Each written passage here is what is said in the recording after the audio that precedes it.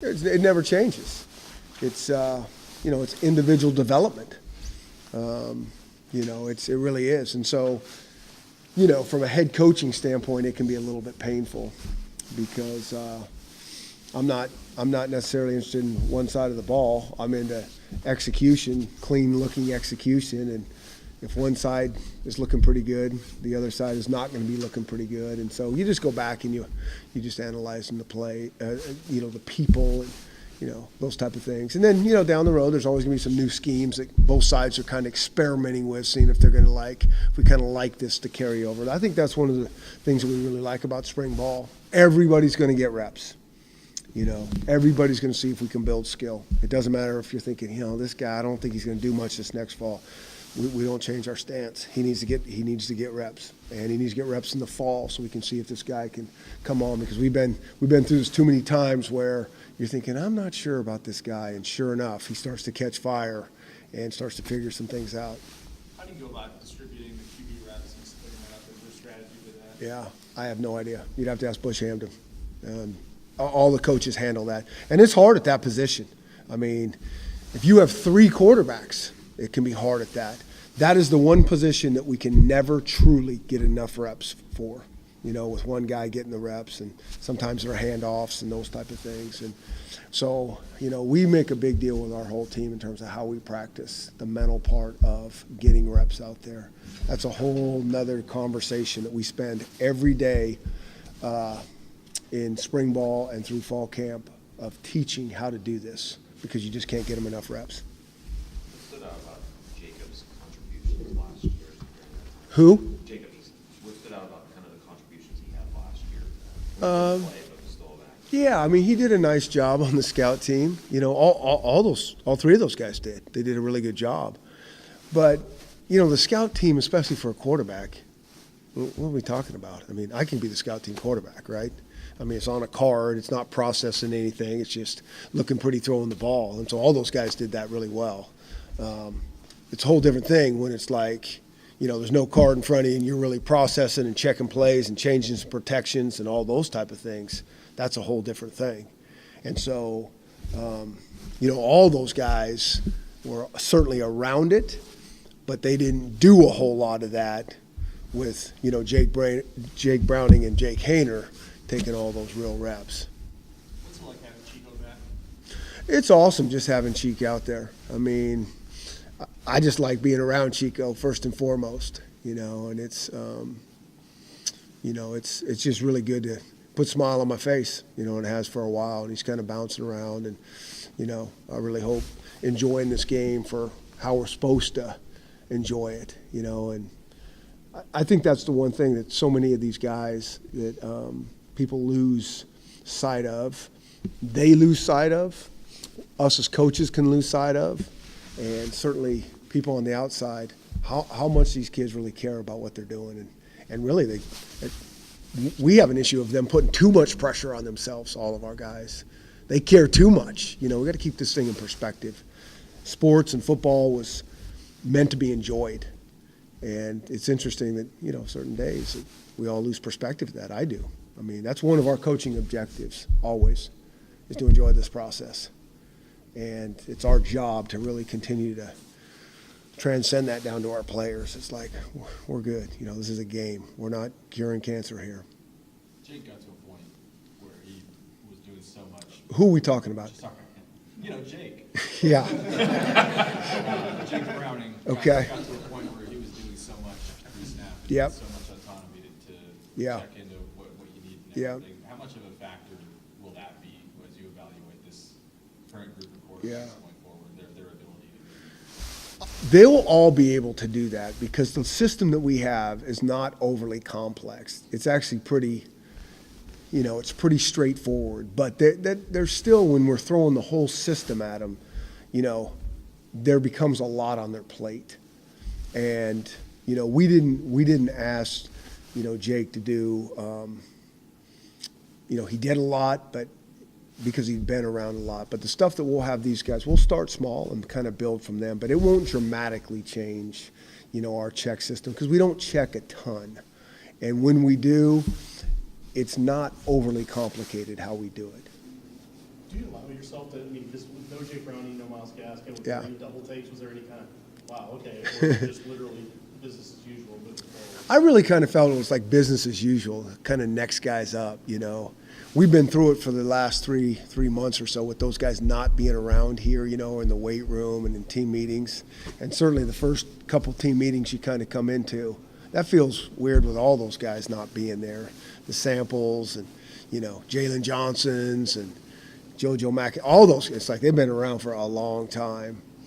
And so, you know, today was kind of business as usual. I mean, it almost kind of felt the same out there. But, you know, that's the blessing and the curse of college football, you know. You lose guys that you're so close to and you love them around. But also the blessing is it's new guys get opportunities, new life. It's exciting, it's challenging, it's all those things. Junior Adams is a new guy. I mean, you've been around him a long time, feeling familiar with him. Is he just a plug-and-play guy that just knows you backwards and forwards? No. Or something different? Yeah, he doesn't know us backwards and forwards because he's never, you know, I've known him for a long time, but he's never coached with me, with us. And so he's very familiar with a lot of things that we've done over at Boise because a lot of that stuff stayed there. But still, it's different. And but it is he is further along than somebody from completely, you know, that hasn't ever coached with us before. I mean, there's a lot of carryover, but it does take some time. But he's an experienced wide receiver coach. He knows what he's doing, and it's really awesome to have him here. Anything you keep brings to the table? Yeah, I think every coach does. You know, part of just their personality. That's probably one of the things that I've probably been most pleased with. I really like just being around him. I think he's a really, really good guy. And I think the kids like him a lot. And so that coupled with being a really good wide receiver coach, you know, I've been really encouraged and excited because we can teach him the rest of how, you know, we do stuff. State one, was there anything about Jake Mason that stood out today? No. I mean, excuse me. I don't think we got to go back in there and watch this stuff. But you know, I didn't really see. You know, I'm so much into the organization of practice and making sure we're moving on time and the drills look right. And you know, I got a list of, you know, on my little trusty notepad here that I carry out there. You know, of 20 things that we just got to clean up as groups, as that type of stuff. You know, well, the rest will kind of play out as we go. Are you looking for people who are jumping out at you on day one, or is it really something where you want to give it a day or two or three to release something that sustains? And we're all about sustain, consistency. And we will have spring MVPs for sure. I don't know if it's going to be one guy or 10 guys, but exactly what you said is what we're looking for. It's like, wow, that guy like every day was really impressive. And sometimes it's hard to see that from out there, what's going on. Somebody breaks down and, you know, a guy can't have a chance to make a play. And that's why it's so much fun to go back in there and put the tape on and really analyze what's going on. But that is what we're looking for, is guys that really jump out starting day one and do it through the next 14 practices. Do you expect Eric Fuller to practice much? I don't know how much he will. I think so. It's nothing serious at all. We actually were going to try to get him through spring ball and then maybe, you know, take care of his issue afterwards. But then at the last second we readjusted, and so he had a little procedure done that is not major, and we're just gonna be smart with him. We didn't see DJ Beavers. Is he still rehabbing? DJ, yeah, we're still kind of figuring out DJ's situation, and he will not, you know, play spring ball. I was just curious, when you lose an entire secondary and you have one guy coming back in Miles, Yeah. is there something, I mean, that's a very unique situation. Do you look for leadership or something right off the bat with day one with him? That's a pet peeve question of mine on leadership and good players. We'd like our best players to be our leaders, but a lot of times they're mutually exclusive. Sometimes guys that aren't our marquee guys are our best leaders in that locker room, in that weight room, and off the field.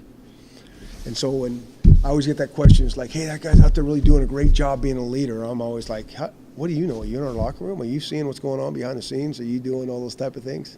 So we do select players that we think have these really strong leadership capabilities, and it really helps when they are players that have a lot of experience and have done some things.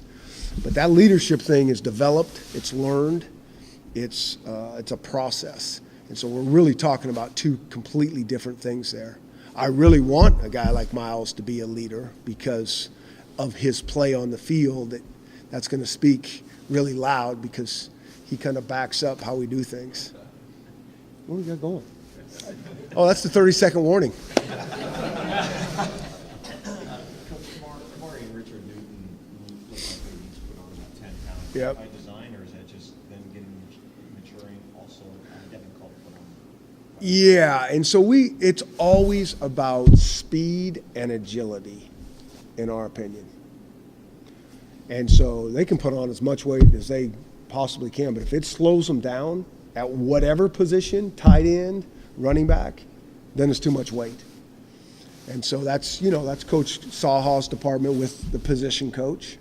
But as long as those guys aren't losing any movement skills, that's fine. We want them to be able to carry the weight that they can naturally carry. And, everybody's, trying to get bigger and all those things. But I think that's one of the most overrated things, in my opinion. I got to get bigger. That's one of the things we see with some of the young guys, that'll come in the summertime and, all year long they're working to get bigger because I'm going to play college football, and they walk in and we're like, uh-oh, this is going to be a problem. Coach Saul is going to take that weight right off them because they got too big and they can't move. We want guys that can move. So we want big, strong, fat, but if it slows them down, we don't want that. So we'll see how they do out here in spring if it's too much weight. I mean, that's a hard question to answer, like always the running back thing, because we don't tackle those guys, and certainly no pads today. It's hard for them to really show much. I thought they were moving fine from, without analyzing the tape, so it does look like, they can carry that weight, but we'll see. We'll see.